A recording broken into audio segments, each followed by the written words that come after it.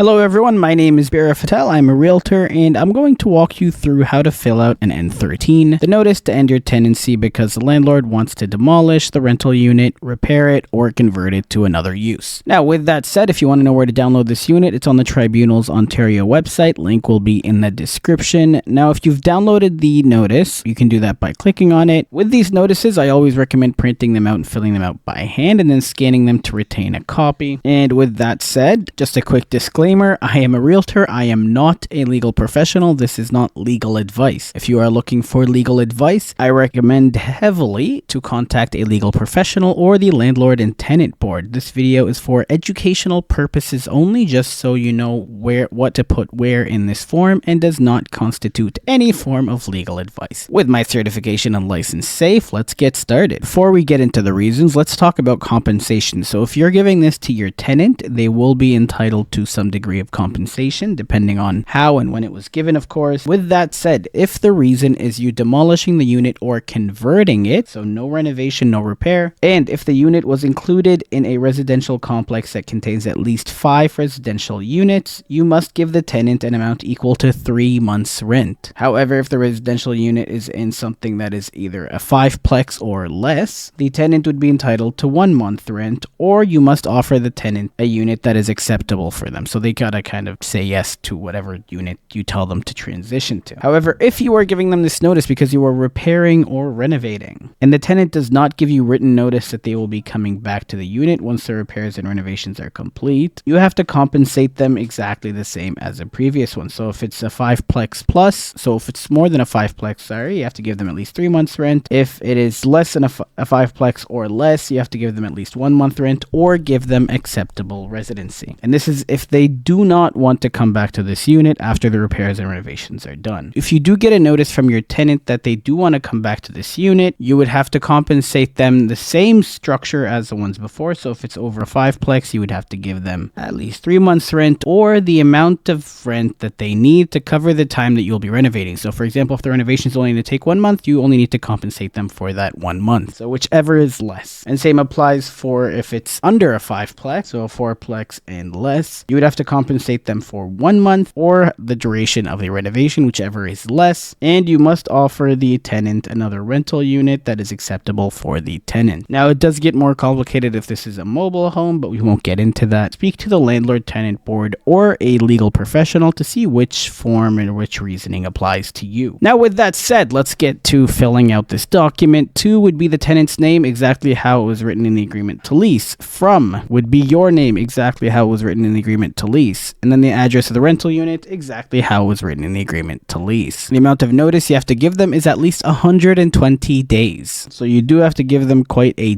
decent level of notice, and that is 125 days if you decide to send it by mail. Not that that really makes a big difference. Now on to the reasons. So like I mentioned, so if you choose reason 1, your intent to demolish, so you're going to be demolishing the residential unit or the complex, you would just select reason 1. If you require it to be vacant for repairs or renovations, and these renovations have to be so extensive that you are required to get a building permit and the rental unit must be vacant to do the work. So we're talking very extensive repairs, you would put reason 2. And then finally, if the intent is to convert the residential rental unit into a non-residential use where they can't exactly come back, you would choose reason 3. Now let's get to the details in the work you plan to do. Here's the work planned and here's the details of the work. So when you fill this out, I highly recommend, if you're not working with a legal professional, to reach out to the Landlord and Tenant Board and just tell them this is what I filled out. Does this satisfy the purpose? And then moving on, the necessary permits. You have to include which permits you've obtained to start doing this. You can say I have obtained the necessary building permits and other authorizations to convert, demolish, or repair the rental unit, or I will obtain them. So if you haven't obtained them, you just circle that, or then no permits or other authorization are necessary in this case to convert the rental unit or demolish it. Now this is a rare one, but it does happen. Now see, it does mention here that there there is some